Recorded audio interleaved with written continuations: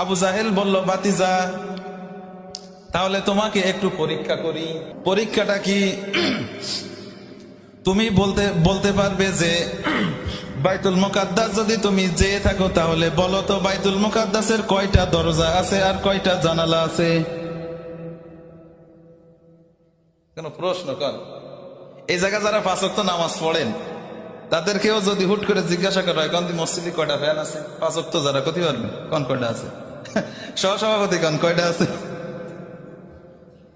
মসজিদে ফ্যান কয়টা আছে এটা কি মুসাল্লিরা গুনতি আসে? গুনতি আসে না। কিন্তু ওর প্রশ্ন তো ওই যে আনকমন প্রশ্ন, যে আটকানো যায় কিভাবে। যারা নামাজ পড়তে আসে তারা ওই গুনতি আসেন। আল্লাহ নবীও কিন্তু ওই গুনতি আসেননি, তিনি আসছেন। এটা কি মিথ্যে?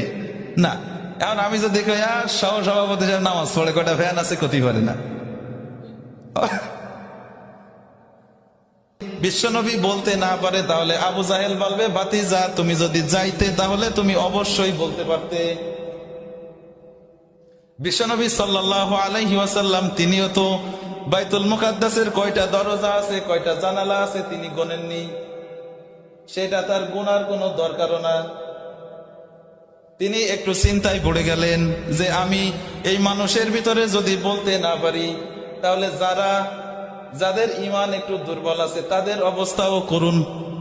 তারাও দোটানার ভিতরে আছে যে যদি আল্লাহ নবী যায় তাহলে অবশ্যই বলতে পারবে। তাদেরও একটু সংকোচ। বিশ্বনবী সাল্লাল্লাহু আলাইহি ওয়াসাল্লাম একটু চিন্তায় পড়ে গেলেন। আল্লাহ রাব্বুল আলামিন বললেন, হাবিব আপনি চিন্তা কেন করতেছেন? আপনার চিন্তা করার কোনো দরকার নেই। বিশ্বনবী বলেন, আল্লাহ রাব্বুল আলামিন জিবরাইল আলাইহিস সালামের মাধ্যমে বাইতুল মুকাদ্দাসটা আমার সামনে উঁচু করে ধরলেন।